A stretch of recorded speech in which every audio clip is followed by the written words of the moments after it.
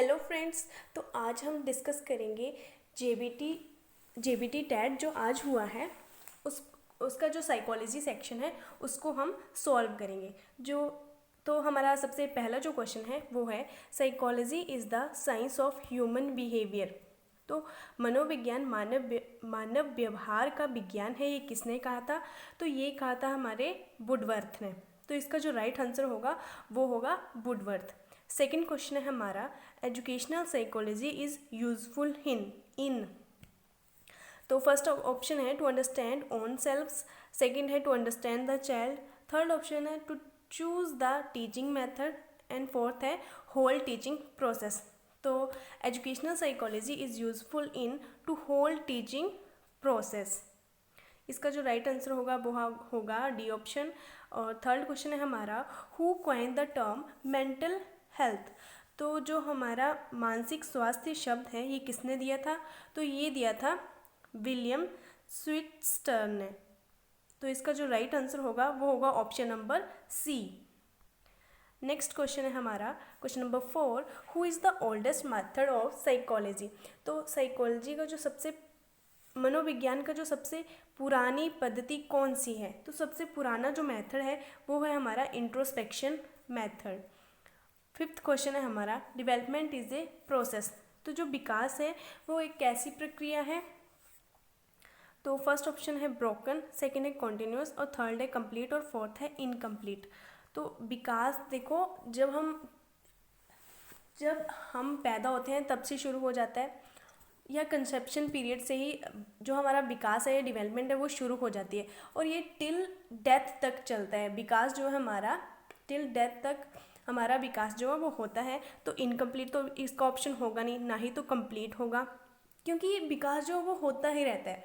जब तक हमारी मृत्यु नहीं होती तब तक ये विकास होता है। तो विकास क्या है? एक कॉन्टिन्यूस प्रोसेस है। तो इसका जो राइट आंसर होगा वो होगा option number B, development is a continuous process. Sixth question है who gave the concept of mental age. मानसिक आयु की अवधारणा किसने दी है? तो जो कंसेप्ट है मेंटल एज का ये दिया था अल्फ्रेड बिनेट ने। कंसेप्ट जो मेंटल एज का कंसेप्ट है वो अल्फ्रेड बिनेट ने दिया था। और ये सेकंड ऑप्शन है जो है स्टर्न। तो स्टर्न ने क्या दिया था? इन्होंने आईक्यू टर्म दी थी। स्टर्न ने क्या दिया था? आईक्यू टर्म जो दी थी वो स्टर्न ने दी थी। नेक्स्ट क्वेश्चन है individual difference are the result of. तो व्यक्तिगत भिन्नता जो होती है वो होती है हम देखो सब में जो है वो डिफरेंस पाए जाते हैं। अगर कोई जुड़वा बच्चा भी है तो उनमें भी जो क्या होगा डिफरेंस पाए जाएंगे, वो कभी भी सेम नहीं हो सकते। तो ये किसके कारण होता है? तो ये जो हेरिडिटी के कारण होता है। हेरिडिटी मतलब जो हमारे माता पिता में जो गुण होंगे वही आगे बच्चों में होंगे। तो हम ये इसका जो राइट आंसर होगा वो होगा हमारा हेरिडिटी। आगे है eighth question which of the following is not a sensory organ. तो इसका जो राइट आंसर होगा वो होगा ऑप्शन नंबर डी। आपको 5 सेंसेस के बारे में तो पता ही है, तो मेमोरी उसमें नहीं आता है। आगे नेक्स्ट क्वेश्चन है क्वेश्चन नंबर 9। तो नाइन्थ जो क्वेश्चन है which one of the following are necessary for the cognitive development. अब संज्ञानात्मक विकास के लिए कौन से कारक आवश्यक हैं? जेनेटिक एंड बायोलॉजिकल, या एक्सपीरियंस, या लर्निंग। तो हमारे जो संज्ञानात्मक विकास है उसके लिए जो ये तीनों ऑप्शन हैं वो बहुत ही ज़्यादा इम्पोर्टेंट है, ऑल ऑफ अबव। नेक्स्ट है mental health person lives in. मानसिक रूप से स्वास्थ्य व्यक्ति रहता है। अब देखो स्वास्थ्य व्यक्ति कैसे रहेगा?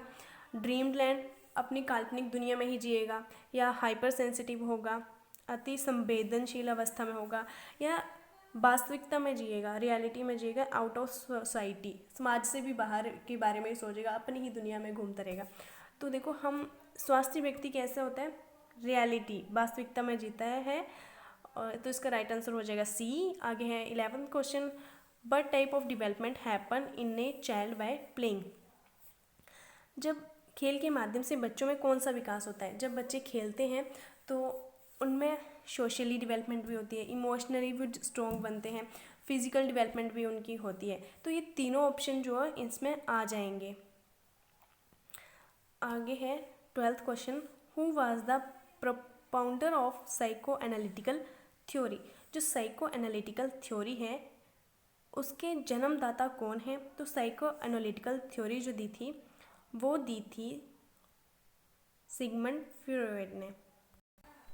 जो हमारे जीन पियाजे हैं उन्होंने जो कॉग्निटिव डेवलपमेंट की बात की है, और बंडूरा ने जो सोशल लर्निंग थ्योरी दी है, और कोहलबर्ग ने मॉरल डेवलपमेंट की थ्योरी दी है। नेक्स्ट है the insight learning theory is propounded by. जो इनसाइट लर्निंग थ्योरी है ये किसने दी है थी? तो ये दी थी गेस्टाल्ट ने। इसका जो राइट आंसर होगा गेस्टाल्ट। और जो हमारे पेवलोव थे इन्होंने क्लासिकल कंडीशनिंग थ्योरी दी है, और जो जीन पियाजे हैं उन्होंने कॉग्निटिव डेवलपमेंट की बात की है, और जो वाइगोस्की हैं हमारे उन्होंने सोशियो कल्चरल थ्योरी की बात की है। अगला क्वेश्चन है विच theory of intelligence was given by Gilford. अब गिलफर्ड ने जो कौन सी थ्योरी की बात की है? उन्होंने एक्टिव प्रोडक्ट थ्योरी, या मल्टीपल इंटेलिजेंस थ्योरी, या स्ट्रक्चर थ्योरी ऑफ इंटेलिजेंस, या ऑल ऑफ एबव। तो जो हमारे गिलफर्ड थे उन्होंने स्ट्रक्चर थ्योरी ऑफ इंटेलिजेंस की बात, इंटेलेक्ट की बात की हुई है, जिसे हम 3D मॉडल भी कहते हैं। मतलब 3 डायमेंशनल थ्योरी जो दी थी वो इसी का नाम है स्ट्रक्चर थ्योरी ऑफ इंटेलेक्ट। और जो हमारी मल्टीपल, इसका जो राइट आंसर होगा वो ऑप्शन नंबर सी होगा। और जो मल्टीपल इंटेलिजेंस थ्योरी है वो हॉवर्ड गार्डनर ने दी थी। और अगला क्वेश्चन है व्हाट टाइप ऑफ द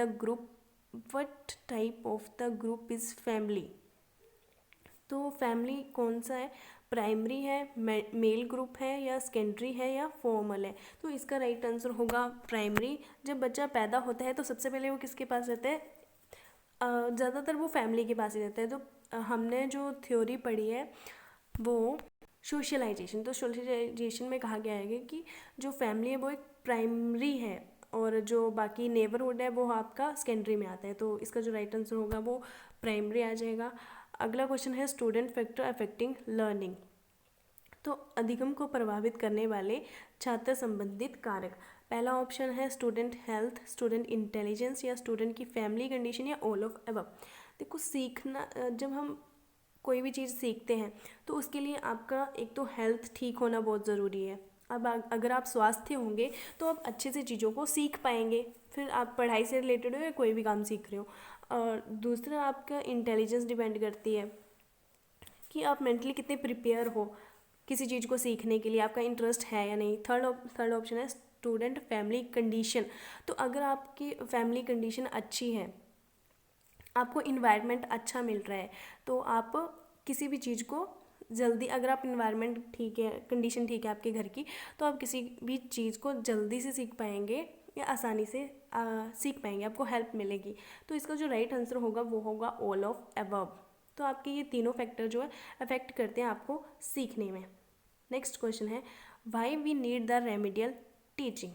तो पहला ऑप्शन है to know the interest of student, to increase the practical work in the student, या टू प्रिपेयर द स्टूडेंट और पास द मार्क्स, या to remove the weakness of the student. अब remedial teaching किसको दी जाती है? जो बच्चे थोड़े वीक होते हैं पढ़ने में, तो उनको हम रेमेडी देते हैं, उनको हम कहते हैं कि उनको हम सजेशन देंगे कि आप ट्यूशन रखें, या उन्हें हम एक्स्ट्रा क्लासेस देते हैं। तो उन बच्चों को ज़रूरत होती है जो थोड़े पढ़ाई में थोड़े वीक होते हैं। तो इसका जो पढ़ाई में थोड़े वीक होंगे तो हम उनकी पता करेंगे कौन से, कहाँ प्रॉब्लम आ रही है इनको, जहाँ इन्हें प्रॉब्लम आएगी वहाँ के टीचर उनको हेल्प प्रोवाइड करते हैं, ताकि जो भी उनकी वीकनेस है उनको वो रिमूव कर सके। ठीक है, बाकी to know the interest of the student ये सब नहीं होगा। इसका जो राइट आंसर होगा वो ऑप्शन नंबर डी होगा। अगला क्वेश्चन है हमारा who gave the theory of reinforcement. अब रेनफोर्समेंट की थ्योरी किसने दी थी? तो ये दी थी स्किनर ने। और पेवलोव ने क्लासिकल कंडीशनिंग की बात की है, और जो कोहलबर्ग हैं उन्होंने मोरल डेवलपमेंट की थ्योरी दी है। अगला क्वेश्चन है psychology in present time is. तो ये आपने पढ़ा है कि साइकोलॉजी क्या है? एक साइंस ऑफ बिहेवियर है, व्यवहार का विज्ञान है। तो इसका जो राइट आंसर होगा ऑप्शन नंबर सी। अगला क्वेश्चन है short term memory is known as. तो शॉर्ट टर्म मेमोरी, इसका आंसर होगा एक्टिव मेमोरी, जो आपको थोड़े समय के लिए कुछ सेकंड के लिए आपके दिमाग में रहेगी, उसके बाद वो डिलीट हो जाएगी। तो वो होती है एक्टिव मेमोरी, जो आपको थोड़े समय के लिए याद रहती है। नेक्स्ट क्वेश्चन है who wrote the famous book of personality a book psychological interpretation. तो इसका जो राइट आंसर होगा वो होगा, ये बुक किसने लिखी थी, तो ये लिखी थी अल्पोर्ट ने। बाकी फ्रॉइड की थ्योरी आपको पता है, इन्होंने जो थ्योरी दी थी वो थी psycho analytical theory. Next question है, who establish the first psychological lab in Leipzig. तो ये किसने स्थापित की थी साइकोलॉजिकल लैब, तो ये की थी वुंट ने, विलियम वुंट ने। कौन से ईयर में की थी, तो ये 1879 में की थी। कई बार ईयर भी पूछ लेता है आपसे। अगला क्वेश्चन है, the real carrier of the heredity are, अनुवांशिकता के असली वाहक हैं, तो ये कौन है, तो इसका जो राइट आंसर होगा हमारा होगा क्रोमोसोम्स। और नेक्स्ट क्वेश्चन है, TAT is the projective technique used in the measuring. तो TAT का यूज़ हम कौन सी इसमें यूज़ करते हैं, तो इसका यूज़ हम पर्सनैलिटी को मेज़र करने के लिए करते हैं। ये कुछ टेस्ट होते हैं, इंटेलिजेंस के भी कुछ टेस्ट हैं और पर्सनैलिटी भी के कुछ टेस्ट हैं। तो जो TAT का जो टेस्ट है ये आपका पर्सनैलिटी को मेज़र करने के लिए यूज़ किया जाता है। इसका पूरा नाम है थीमेटिक एप्रिशिएशन टेस्ट। और ये जो दिया था, ये जो टेस्ट दिया था वो दिया था मॉर्गन और मुर्रे ने दिया था। किसने दिया था, मॉर्गन और मुर्रे ने ये टेस्ट दिया था। नेक्स्ट क्वेश्चन है हमारा, dash is the ratio of mental age to the chronological age multiplied by 100। तो आपने ये फॉर्मूला तो पढ़ा होगा IQ का, ये IQ का ही फॉर्मूला है। IQ formula is equal to mental age upon chronological age into 100। तो आपसे पूछा गया ये किसका है, तो ये किसका है, IQ का। तो इसका राइट आंसर हो जाएगा intelligent quotient. First is the right answer. Psycho social development theory was proposed by. तो साइको जो सोशल थ्योरी है, जो किसने दी है, एरिक्सन ने दी है। इसको आप ऐसे याद रख सकते हो SON, और इसमें भी क्या आ रहा है SOC, तो आप ऐसे याद रख सकते हो। एरिक्सन ने साइको सोशल थ्योरी दी है। और कोहलबर्ग ने मोरल डेवलपमेंट की बात की है। थॉर्नडाइक ने वो ट्रायल एंड एरर थ्योरी दी है। और स्किनर ने ऑपरेंट कंडीशनिंग दी है। तो इसका जो राइट आंसर है वो हमारा एरिक्सन है। नेक्स्ट क्वेश्चन है, which of the following visual teaching add. तो विजुअल टीचिंग एड इनमें से कौन सा है, बुक है, मैप है, ग्लोब है। तो विजुअल टीचिंग एड जिसको आप देख के पढ़ सकते हो, तो विजुअल बुक भी इसमें आ जाएगी, विजुअल में आ जाएगी, मैप भी विजुअल में आ जाएगा। अब ग्लोब भी हम विजुअली पढ़ सकते हैं, देख के हम पढ़ सकते हैं ना, मैप को भी हम देख के पढ़ सकते हैं। तो ये तीनों क्या है, टीचिंग एड है। टीचर आपका बुक का यूज़ भी कर रही है और आपको मैप पढ़ा रही है, तो मैप पढ़ा रही है तो आपके सामने वो मैप लेके आएंगे कि कौन सा आपको मैप के बारे में पढ़ाएंगे। और आप ग्लोब के बारे में पढ़ा रही है तो आपको ग्लोब दिखाएंगी, तो वो क्या विजुअली आप पढ़ रहे हो, तो वो क्या तीनों ही क्या है, टीचिंग एड है। तो इसका आंसर हो जाएगा ऑल ऑफ अबव। नेक्स्ट है, the age group 6 to 11 year falls under. तो ये किस में आते हैं, देखो अर्ली चाइल्डहुड आ जाते हैं, 2 साल तक जो होते हैं बच्चे। सॉरी, वो अर्ली में नहीं आएंगे। सब 4 स्टेजेस होती हैं। एक इन्फेंसी होती है, एक चाइल्डहुड होती है और एक एडोलेसेंस होती है। इन्फेंसी जो होते हैं, इन्फेंसी जो है वो 2 साल तक होते हैं। और दूसरा जो होता है वो चाइल्डहुड होता है। अब चाइल्डहुड में भी 2 होते हैं, एक लेटर चाइल्डहुड और एक अर्ली चाइल्डहुड जो आपको दिया हुआ है। तो लेटर चाइल्डहुड जो है, वैसे तो जो चाइल्डहुड है वो 2 से 12 वर्ष तक होता है। तो इसको डिवाइड कर दिया गया 2 पार्ट्स में, एक अर्ली चाइल्डहुड बना दिया और एक लेटर चाइल्डहुड बना दिया। तो अर्ली चाइल्डहुड जो है वो है हमारा 2 से 6 वर्ष तक, और जो हमारा लेटर चाइल्डहुड है वो 6 से 12 या फिर 11 वर्ष तक। ठीक है, तो इसका 6 से 11 हमें पूछा है, तो इसका जो राइट आंसर होगा वो होगा ऑप्शन नंबर बी। और जो हमारा एडोलेसेंस है वो 12 to 19 तक होता है, और जो हमारा एडल्टहुड है वो इससे अबव होगा। ठीक है, तो अगला क्वेश्चन है, process of the development starts from. तो जो विकास है वो कहाँ से शुरू होता है, तो वो होता है गर्भधान, क्या लिखा हुआ है, गर्भधान से ही शुरू हो जाता है। जब ना बच्चा माँ के पेट में होता है तो धीरे धीरे क्या होता है, उसकी ग्रोथ होती है, तो वो क्या हुआ, डेवलपमेंट हो रही है। ठीक है, तो जो डेवलपमेंट है वो माँ के गर्भ से शुरू होता है और टिल डेथ तक, मृत्यु तक जो है हमारा विकास होता है। तो ये क्या है, कॉन्टिन्यूस प्रोसेस है और ये कंसेप्शन से शुरू होती है। अगला क्वेश्चन है memory is the highly dash process, तो इसका आंसर होगा कंस्ट्रक्टिव। Okay, thank you.